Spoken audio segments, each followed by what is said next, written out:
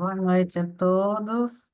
Hoje nós estamos aqui para mais uma reunião do grupo de efeitos tardios da SOBOP, Sociedade Brasileira de Oncologia Pediátrica. Meu nome é Ana Lígia Pires Melaranho. Eu e a Milena Doria, que também está aqui nessa sala, somos participantes desse grupo e a nossa responsabilidade são algumas ações educacionais. E hoje nós organizamos um encontro com a fonoaudióloga Eliana S. Teixeira.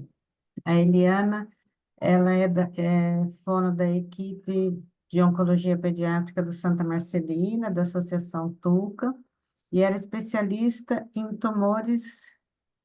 especialista em distúrbios da comunicação humana pela Unifesp, especialista em disfagia pelo Hospital AC Camargo e membro do Comitê Multidisciplinar da SOBOP, e hoje ela vai falar para a gente sobre o impacto das sequelas auditivas no processo de aprendizagem e reabilitação. Boa noite, Eliana. A Boa palavra é noite, boa sua. noite a todos. Vamos começar então a aula.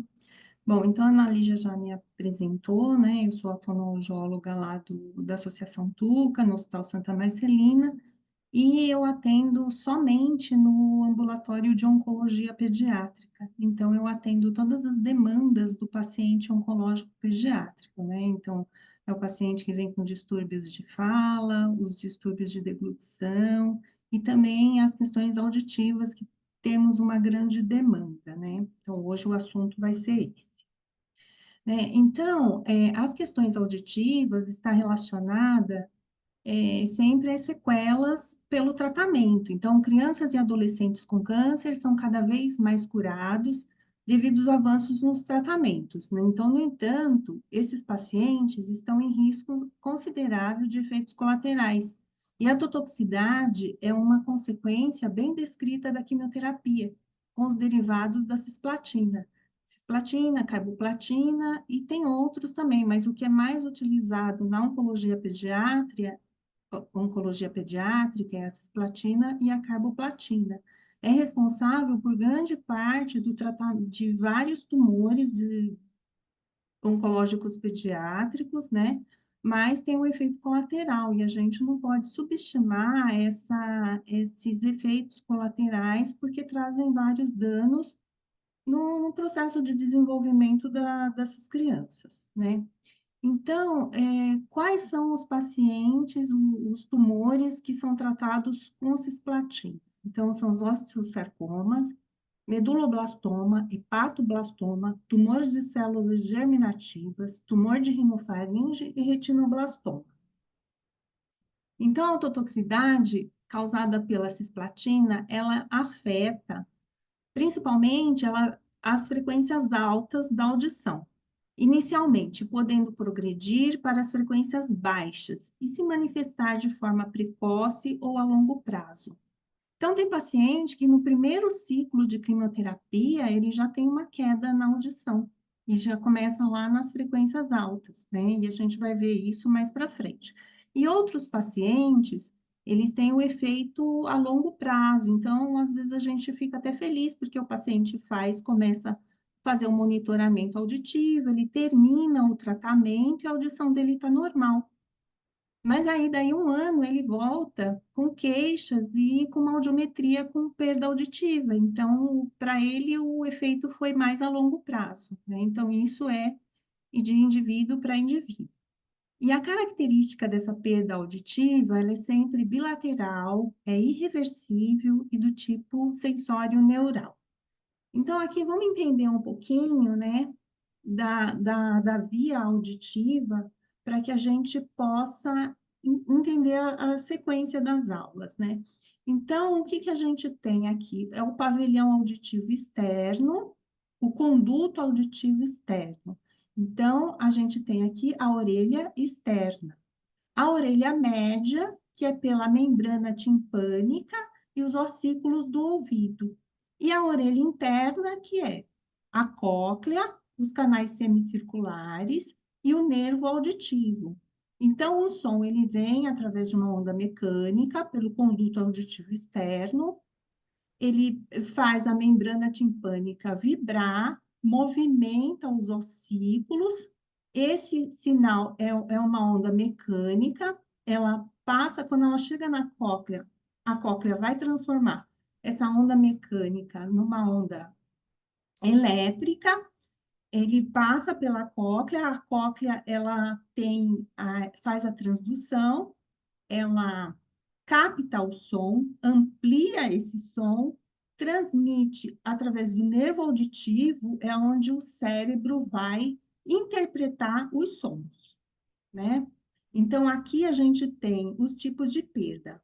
A perda condutiva, ela pode acometer a orelha externa e a orelha média. Em crianças, é muito frequente ter otite. Então, a otite, ela está aqui, ela acomete a orelha média. E aqui é onde tem a perda neurosensorial, onde tem a cóclea, os canais circulares e o nervo auditivo, que tem a perda auditiva neural. O paciente ele pode ter uma perda mista, né? Onde tem o componente condutivo e o componente sensório neural. Então, vamos lá. E o ototóxico, ele acomete a cóclea. Alguém está com o microfone aberto. Então, e Gente, o ototóxico, ele vai acometer esta região do ouvido, ela vai acometer a cóclea. Então, vamos lá. Aqui está por dentro da cóclea. O que que nós temos aqui, né? As células ciliadas externas. Então, as células ciliadas, elas começam aqui na espira basal, é onde começa a morte celular. E conforme os efeitos cumulativos da quimioterapia, ela vai acometendo, adentrando aqui a porção da cóclea. E cada porção da cóclea, ela tem uma frequência. Então, lá na espira basal, temos aqui as frequências mais altas, que é onde começa a ter a perda auditiva, que o paciente não vai perceber essa perda auditiva. 8, 6, 4. Quando ela começa a caminhar para cá, para essas frequências, é onde o paciente vai ter uma dificuldade mais de interpretação dos sons da fala, né? Porque os sons da fala, ela vai a 500, 1000, até 2000 Hz, né? Então, aqui vai dos agudos, ela começa nos agudos, mas vai caminhar para os sons mais graves, né? Então, aqui a gente tem o quê? A gente tem um audiograma. O audiograma onde você tem aqui as frequências, que é os sons mais graves e os sons mais agudos. Então, o paciente que tem uma perda, aqui, olha, a perda auditiva, ela vai na intensidade. Até 20 decibéis é normal. De 20, 25 a 40, ela é leve. De 40 a 70, moderada. De 70 a 90, severa. De 90 em diante, é profunda. Então, o paciente, ele vai começar aqui, nas frequências agudas. Nas frequências agudas, 8, 6.000 Hz, tem aqui, ó, esses fonemas. Aqui, essa sombra, ela é considerada, a gente fala que é a banana da fala, né? Ela tem o formatinho de uma banana e aonde está os fonemas. Então, aqui você tem os fonemas FV, TZ, TD. Então, um paciente que tem uma perda leve nessas frequências, ele vai ter dificuldade nesses sons da fala. Então, uma criança que ela tem uma perda pequena nessas frequências, ela vai ter uma dificuldade de discriminar os sons. Ela tem dificuldade de discriminar. Se essa frequência, se essas perdas auditivas elas forem permanentes, é uma criança que vai ter dificuldade no desenvolvimento da fala e no desenvolvimento do aprendizado, né? Então, para uma criança aprender a ler, a escrever, o desenvolvimento da fala, o seu desenvolvimento cognitivo, ele tem que ter a integridade do sistema auditivo. Então, aqui, se a criança, conforme vai abaixando, esses sonzinhos de cima não vão ouvindo. Então, se a criança ou o adulto, ele não consegue ver aqui, ó, o vento batendo nas folhas, uma goteira, um passarinho cantando, tudo bem, isso não vai ser tão lesivo para ela. Mas se ela começa a ter as perdas aqui, ó, nas frequências da fala, isso já começa a ter uma dificuldade na comunicação. E no adolescente, ele vai ter aqui essas frequências mais altas, que é esses fonemas aqui, ele vai ter, se ele conversar, como vamos supor, num consultório, que você está de frente para ele, está conversando, ele não vai ter qualquer dificuldade de compreender o que você está falando. Agora, se ele estiver num ambiente ruidoso, com ruído de fundo, ele vai trazer a informação de que ele tem dificuldade de compreender o que as pessoas estão falando. Por quê? As frequências da fala de alguns fonemas, ele não ouve. Então, se tem um ruído de fundo, isso isso vai dificultar a comunicação dele, né? Então, vamos lá. Então, além da toxicidade, a gente também, da ototoxicidade, que o paciente que vai receber o quimioterápico, a gente também tem os fatores de risco. Então, quais são esses fatores? É a predisposição genética, a história familiar de perda auditiva. Então, aí fala assim, ah, mas o meu avô, a minha avó tem perda auditiva.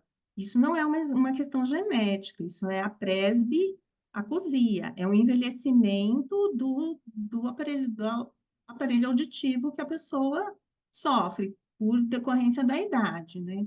Então, medicamentos associados, ele é um fator de risco, são os diuréticos de alça, os aminoglicosídeos. Então, antes do diagnóstico do câncer, pode ser que essa criança já tenha tido infecções de via aérea superior frequente. Então, sempre tratado com antibióticos, que são os aminoglicosídeos, que são ototóxicos.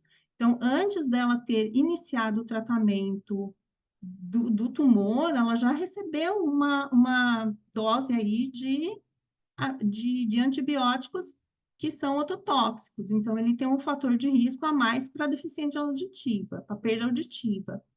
Tratamentos combinados, como cirurgia, radioterapia na região de cabeça e pescoço. Idade, então, crianças com menos idade, as menorzinhas, elas têm mais facilidade, são mais propensas a ter a perda auditiva. Insuficiência renal, porque tem mais dificuldade em excretar essas medicações tóxicas, né? E o sexo masculino também é mais vulnerável. Além disso, a gente tem as comorbidades, né?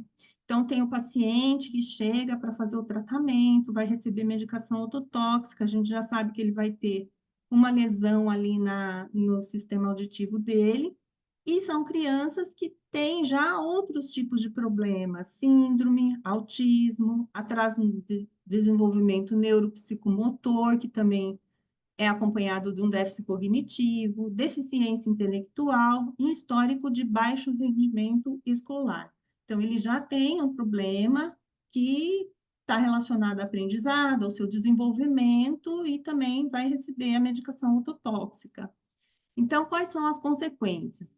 Então, da autotoxicidade, atraso no desenvolvimento cognitivo, desempenho acadêmico prejudicado, desajuste psicossocial, alterações na fala, dificuldade em compreender em ambiente ruidoso, né? Então, qual que seria a atuação da fono nessas questões, né? Então, o fonoaudiólogo, ele tem o papel de fazer a detecção precoce das perdas auditivas, reabilitação dos pacientes, orientação à família e à escola. Então, sempre a família e a escola tem que estar envolvida no processo de reabilitação da fono, né? Então, como é que a gente começa a fazer a detecção precoce, né? Através dos protocolos de monitoramento auditivo. Então, o objetivo é a identificação precoce das alterações auditivas, que são realizados através de exames audiológicos, pré-tratamento e antes de cada ciclo de quimioterapia. E após o tratamento. Após o tratamento, então, o paciente encerrou o tratamento, faz uma audiometria, depois vai fazer daí 3 meses, avalia como é que está, 6 meses e anualmente, por pelo menos 5 anos, né? Quais são os exames? Então, audiometria tonal, imitanciometria, bera e emissões otoacústicas.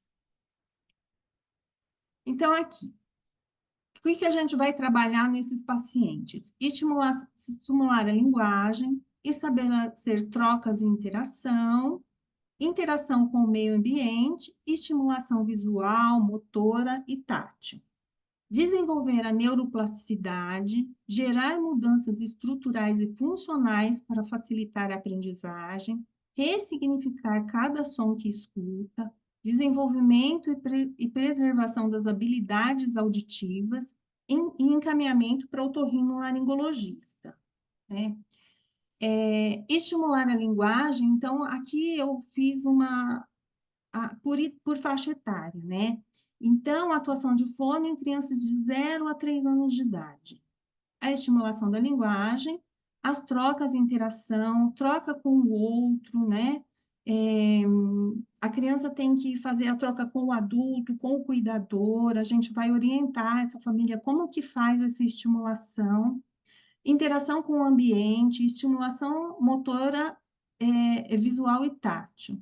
Então, se é uma criança que ela já foi diagnosticada com perda auditiva, essa criança ela não vai esperar o uso do aparelho de amplificação sonora individual para estimular, para iniciar a estimulação. Então, esse é um processo, a criança finalizou o tratamento, foi diagnosticado que ela ficou com sequela auditiva, então essa criança, ela precisa fazer os exames que identificam, né, que faz o diagnóstico, ela é encaminhada para otorrinolaringologista, e o otorrino vai fazer o encaminhamento para a protetização dessa criança.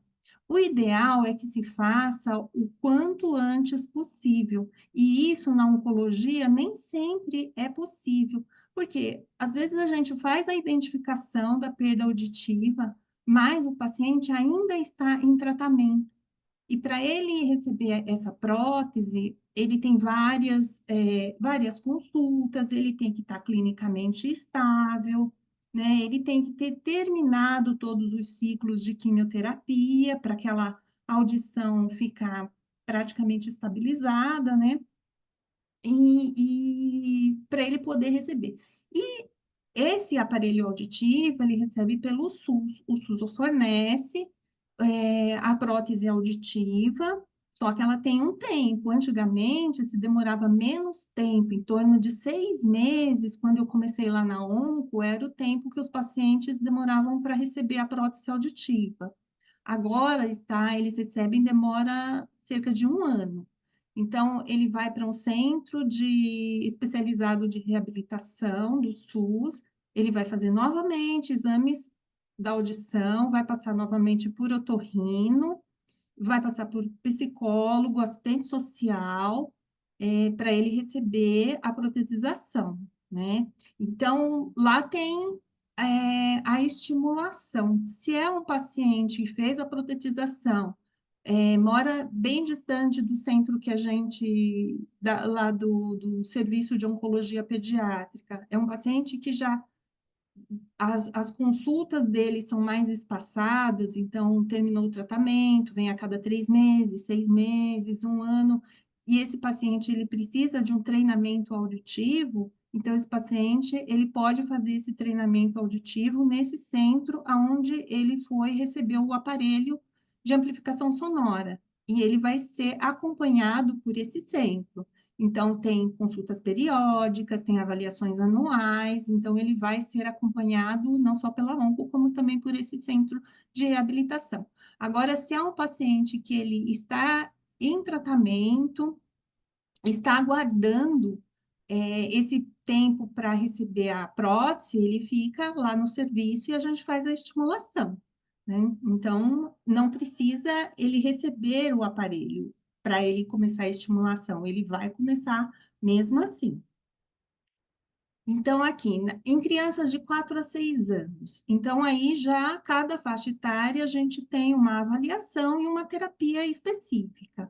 Então, de 4 a 6 anos, avaliação da linguagem, o desenvolvimento cognitivo a gente vai avaliar se está adequado para a idade, se ele tem a discriminação auditiva, se ele faz diferença dos sons, principalmente as diferenças, as discriminações fonêmicas, né? Lembra lá na perda que eu falei, onde tem a banana da fala, que tem os sonzinhos muito próximos, TD, TV, TD, né? Então, a gente precisa ver se ele tem essa discriminação auditiva, se isso foi alterado, para a gente começar a trabalhar com ele essas questões. Avaliação da fala, se ele já tem, se ele tem distorções da fala, né? Se é uma criança que tem atraso no desenvolvimento neuropsicomotor, a gente também vai trabalhar, vai estimular essa criança e saber quais são as rotinas da criança e da família. É super importante a família estar envolvida nesse processo de reabilitação, porque é o dia a dia que vai estimular essa criança. Ela vem uma vez por semana no consultório de fono, a gente faz a intervenção com a criança, mas tem a lição de casa. A família vai ter que saber como lidar com essa criança, como estimular, fazer as estimulações adequadas, né? É, hoje em dia as crianças ficam muito em telas e às vezes acham que a tela tem os joguinhos educativos e não é bem assim. Então, precisa ter uma orientação adequada para que essa criança tenha o seu desenvolvimento, né? Aí, com crianças de 7 a 12 anos, então, treinamento auditivo não formal, são propostas terapeutas que visam ações cotidianas, treinamento auditivo formal em terapia, treino de sons, palavras, frases controladas, sempre orientações à família e à escola, é extremamente importante a escola também ter a participação, né? Eu vou falar isso mais lá na frente. E atuação fonoaudiológica com os adolescentes. Com os adolescentes é uma questão um pouco mais difícil, né? Porque ele nunca fala, ele não traz queixa que ele tem perda auditiva. A queixa dele é sempre o zumbido. Mesmo que ele não que ele esteja apresentando dificuldade na comunicação, ele não traz essa queixa. Ele fala do zumbido, né? O zumbido é um sintoma da perda auditiva, né?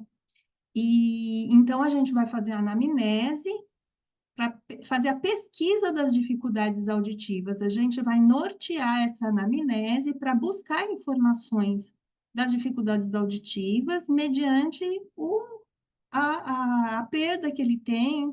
Às vezes o paciente tem uma perda assim significativa, mas ele não refere isso. Então, orientações quanto à exposição ao ruído, escolha profissional, o paciente que passou por, que tem a perda auditiva já, ele não pode estar exposto ao ruído.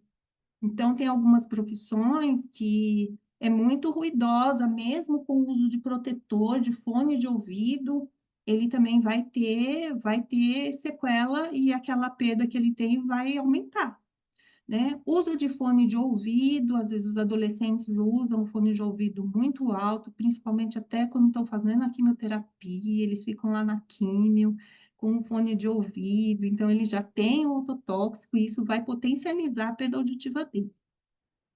Orientações à família e escola para minimizar dificuldades na comunicação e no contexto desse paciente. Se o paciente percebe a necessidade. Ah, e outra coisa também, a gente tem que perguntar para o paciente se ele percebe a necessidade do uso de aparelho de amplificação sonora, porque os adolescentes e adultos, eles conseguem desenvolver outras habilidades, visual, motora, olfativa. É diferente da criança. Uma perda auditiva para uma criança, às vezes, é mínima. Para o adulto, ele não tem tanta, ele sente tanta essa dificuldade como para a criança.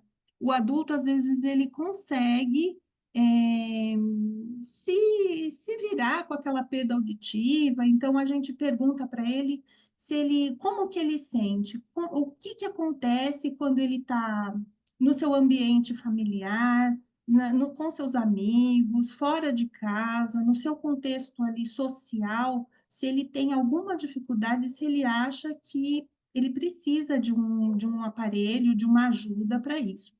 Então, eu peço para eles se autoavaliarem e depois eles vêm e me trazem. Alguns retornam e falam: olha, tá difícil, eu estou tendo muita dificuldade na minha comunicação e eu quero que você me encaminhe. E aí eu faço um encaminhamento para ele, né? Então, eu faço encaminhamento para o otorrino. Bom, vamos lá. Eu trouxe aqui um caso clínico de um paciente, né? Esse não é um caso novo, ele é um caso bem antigo, mas a gente vai entender o desfecho, né? Então, era um paciente do sexo masculino, 14 anos, estava no oitavo ano, né, do ensino fundamental. Ele tinha o diagnóstico de osteosarcoma não metastático e ele chegou com a queixa, dificuldade em ouvir sons agudos, né? A audiometria dele tinha perda auditiva bilateral sensório-neural, queda em 50 dB nas frequências de 2 a 8 kHz, né? Então, ele é um paciente que você bate o olho na audiometria dele e você diz, você precisa de um aparelho de amplificação sonora, né? Então, qual foi a minha anamnese, né? Então, durante a anamnese, ele relatava que não entendia o que o professor explicava na sala de aula. E se o mesmo tivesse de costa ou distante, sem pistas visuais, ele tinha muita dificuldade na sala de aula.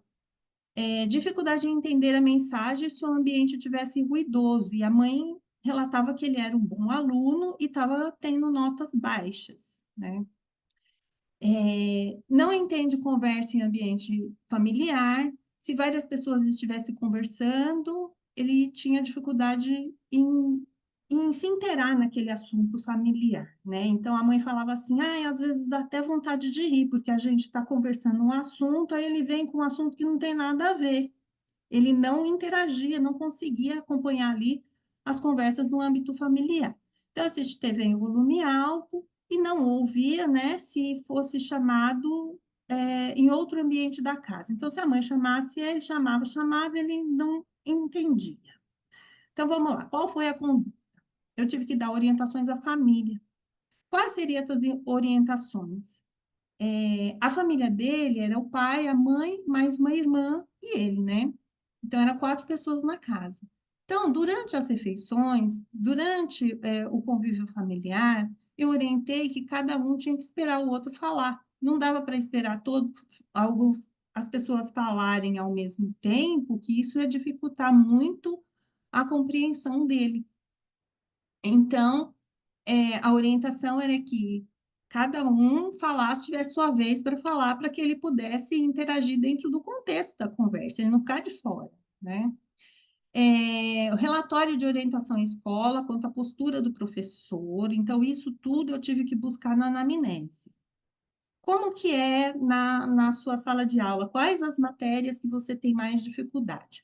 Eu tenho dificuldade na aula de história.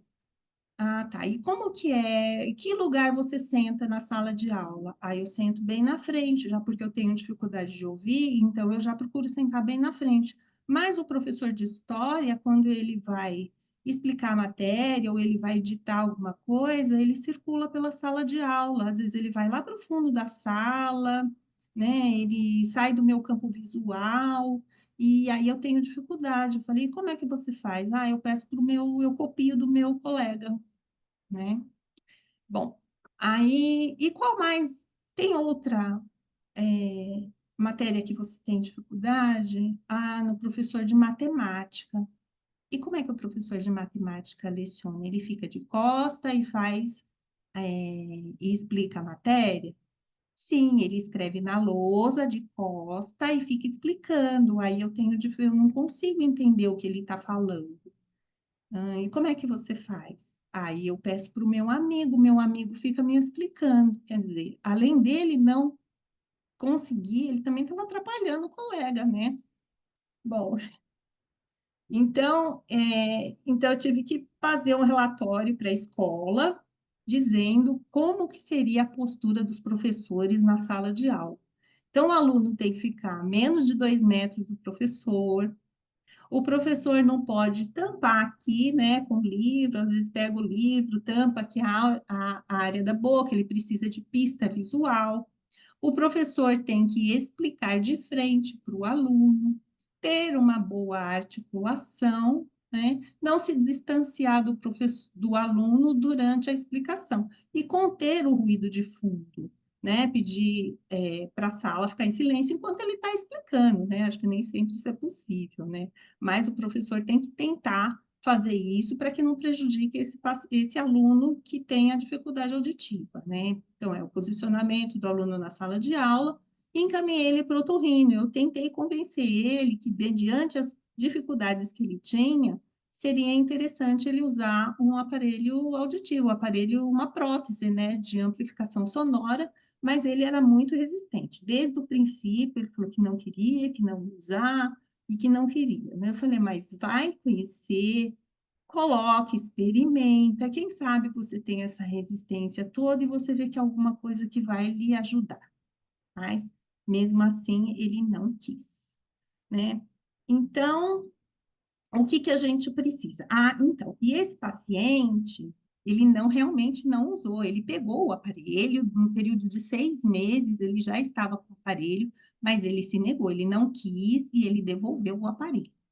Aí, nas consultas subsequentes, eu fui saber, né, como que era, se a mãe tinha levado o relatório lá para a coordenadora pedagógica, para dizer as dificuldades que o aluno tinha na sala de aula, como que estava o desenvolvimento dele na sala de aula, se ele estava entendendo melhor o que estava acontecendo. Aí ele falou que sim, que ele tinha melhorado bastante, que não precisava mais pedir auxílio do colega da sala. E que os professores foram muito colaborativos no sentido de seguir as orientações, e que ele estava conseguindo se virar bem, né? E em casa, como é que estava acontecendo? Bom, agora ele consegue acompanhar as conversas de casa. E aí eu tinha orientado a mãe também que se ele tivesse em outro cômodo, que era para a mãe ir até lá chamar ele, não ficar chamando ele de longe. Então, ir até lá e sempre falar de frente para ele. Bom, então, foi esse. E esse paciente, ele fez a faculdade, ele se formou, hoje ele é engenheiro, ele trabalha, né? E ele conseguiu vencer essas dificuldades, né? Então, a orientação fonoaudiológica para ele, né, foi o suficiente, embora a gente saiba que ele corrigir essa perda auditiva, ele não vai corrigir, é um auxílio que ele tem, é um estímulo auditivo que o cérebro dele está deixando de ter, né? Mas ele simplesmente ele teve outras habilidades e quis seguir o seu curso sem o aparelho auditivo. Mas a gente fica feliz porque ele trabalha, ele conseguiu se formar, né? Então, isso é um ganho para a gente, né? Então, para a gente poder ter sucesso na terapia, o que que a gente precisa? A gente precisa ter a família, a gente precisa da fono, a gente precisa ter uma escola, o psicólogo, assistente social, médico e tantos outros profissionais que fazem parte do tratamento do paciente. Então, sozinho, a gente não consegue ter muitos ganhos, né? A gente precisa de toda uma equipe trabalhando em prol do paciente para que ele consiga se beneficiar. Então, eu falo que terapeuta é a mãe, né? A escola, ela tem um papel super importante. Então, quando a gente tem o apoio da escola, as coisas são diferentes, né? E toda a equipe. Então, sozinho mesmo, os nossos recursos são escassos. Então, a gente precisa de toda uma equipe focada no bem-estar do paciente para que a gente tenha um sucesso nessa reabilitação. Então, assim, a conclusão é que o paciente oncológico pediátrico, ele deve ser visto como um todo, e é nosso dever lhe propiciar condições para uma melhor qualidade de vida. E a perda auditiva não deve ser impedimento para o desenvolvimento biopsicossocial dos nossos pacientes. Então, era isso que eu queria falar para vocês, né? E agradecer aqui a Ana Lígia e toda a equipe aí da Sobop pelo convite. E estou aberta a perguntas. Se alguém quiser me fazer uma pergunta, fiquem à vontade. Muito obrigada, Eliana. Parabéns aí pela apresentação, foi ótimo, é sempre muito bom te ouvir. Obrigada. Vamos, enquanto o pessoal pensa em algumas questões, eu vou perguntar aqui. A Sim, gente sempre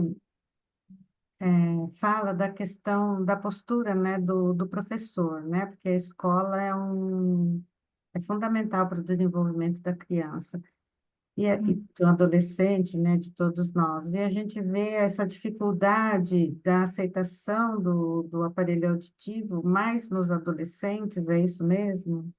sim, sim. Mas nos adolescentes, as meninas, elas até são um pouco mais receptivas porque tem o cabelo, né? Então, o Hum. cabelo tampa, mas os meninos, eles são bastante resistentes. Então, mesmo a gente conscientizando eles que é importante ter, que é uma ajuda, né? Eles não querem, não. Então, o meu papel é orientar no que é possível, né? Então, a gente consegue no ambiente familiar, até no ambiente de trabalho, se eles não querem usar o aparelho, eu falo, então, vou fazer um relatório para o seu trabalho, por quê? Se você for chamado por um superior ou por um colega de trabalho e você não atender, ele pode interpretar como que você não está dando atenção para ele. Então, no seu ambiente de trabalho, as pessoas precisam entender que você tem uma perda auditiva, né? E também você não pode ficar exposto a ruído intenso, E ele entendeu? pode ser beneficiado pela lei para os portadores de necessidades especiais, os PCDs, porque tem perda auditiva. Olha, tem os graus de perda auditiva. Hum. Então, tem que ver no INSS qual que é o grau de perda auditiva. Porque para conseguir a carteirinha lá do passe livre na condução, tem que ter perda profunda. Ah, Perda profunda que eles conseguem o benefício do passe livre. Para o INSS, eu não sei qual é o grau de perda auditiva que eles conseguem o benefício. Eu não tenho essa informação, eu posso até buscar e te passar posteriormente, mas eu acredito que também sejam as perdas mais severas. e a gente vê que sempre reforça, né, a importância da avaliação no início do tratamento, né, no durante e no após, né? Sim, porque eu já peguei vários pacientes, alguns pacientes que já vieram com uma perda auditiva não diagnosticada, principalmente se a criança é pequena, né? Até a alfabetização, a queixa da criança, ele foi me encaminhado porque ele tinha dificuldade de aprendizado. A dificuldade de aprendizado dele estava porque ele tinha uma perda auditiva. Esse paciente foi encaminhado para protetização, ele usou dois aparelhos. Uhum. A doutora Verônica está dando parabéns aí pelo seu trabalho. Ela está perguntando se na criança pré-escolar, que sinais poderiam indicar um déficit auditivo em evolução. A alteração comportamental já seria uma reação à limitação da Sim. percepção? Sim. Na criança pré-escolar, ela disse, Isso, na criança sim, pré-escolar. sim, no pré-escolar você pode ver alterações na fala, alterações do comportamento, se é uma criança muito agitada. Às vezes a mãe fala que a criança é muito teimosa, ela chama, chama, a criança não atende, ela não atende porque tem uma perda auditiva, né? Dificuldade de aprendizado. Né? Então, são os sinais, né? Sempre que a gente desconfiar de alguma coisa, essa criança não está aprendendo, está atraso na fala, é, fala errado, é agitada, sempre pede uma avaliação audiológica, sempre é importante. Nesse grupo a gente conversa muito sobre a importância do trabalho interdisciplinar, né? Que não dá para a gente viver sem ele, nem Não imaginar como dá. que se trata de uma criança, né, com câncer, ou como se trata de uma criança com algum problema de saúde, na realidade, sem ter uma equipe interdisciplinar.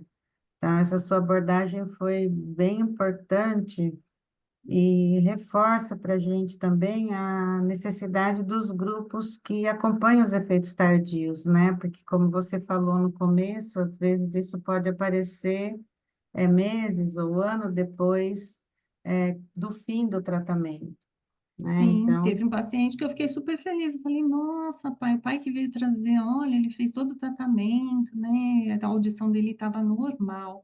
Daí, um ano, ele chegou com perda auditiva e já com queixas escolares.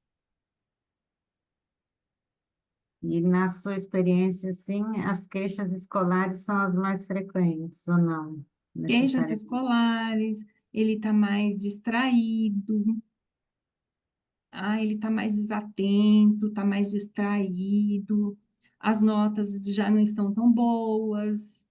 Essas são as queixas. E aí é onde a gente tem que fazer já a intervenção, porque isso vai se arrastando. Muito bom, bem importante mesmo.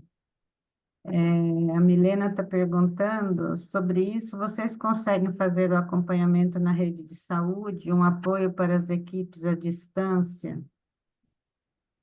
Como assim? Acho que ela está pensando no SUS, né? Se você consegue fazer esse acompanhamento pelo SUS e se Olha, essas equipes, professores, né? Porque os professores são da rede pública ou privada. sim, a gente consegue sim, consegue fazer. A gente, geralmente, quando eu tenho alguma questão assim escolar mais específica, eu peço ajuda para a professora da classe hospitalar. Ela tem os contatos, se é um caso mais específico, então, se é uma criança que ela já tem uma comorbidade, ela tem um atraso, ou até mesmo questões motoras, aí eu peço auxílio para a professora da classe hospitalar, que ela sabe os caminhos junto à Secretaria da De Educação, né? Então, educação. ela já vai dando os caminhos, como é que é, e assim, as questões da prótese auditiva, o SUS dá conta, eles são aparelhos de boa qualidade, tem adaptação do aparelho, e muitos pacientes, eles precisam de ter uma terapia para fazer o melhor uso desse aparelho auditivo, desse aparelho, dessa prótese auditiva, tem o treinamento auditivo, tem também um dispositivo que se chama o sistema FM, que é um aparelhinho que o professor, que o SUS também oferece, acho que é de criança de 4, acho que é de 4 a 16 anos, tem o direito de conseguir. Então, é um aparelhinho que o professor usa na sala de aula como se fosse um microfone, só que esse microfone, ele vai amplificar o som direto para o aparelho que a criança usa, para a prótese auditiva. Então, ele ajuda bastante porque elimina o ruído de fundo, porque o paciente, ele às vezes ele tem um cansaço auditivo dele ficar prestando atenção no professor e a sala ser barulhenta, ele já tem uma deficiência, né? O aparelho ele não é como a nossa audição, ele é um auxílio. Então, o SUS também oferece esse aparelho que é o sistema FM. Então, é regulado na frequência do aparelho, faz a regulagem, a fonoaudióloga que atende o paciente, que faz a adaptação do aparelho auditivo, ela faz a regulagem, ensina como é que o professor faz a regulagem e encaminha o som amplificado somente para o aparelho do paciente, da criança. Que interessante. Muito bom. Interessante isso, né? Mais alguém tem Mais alguma alguém? pergunta?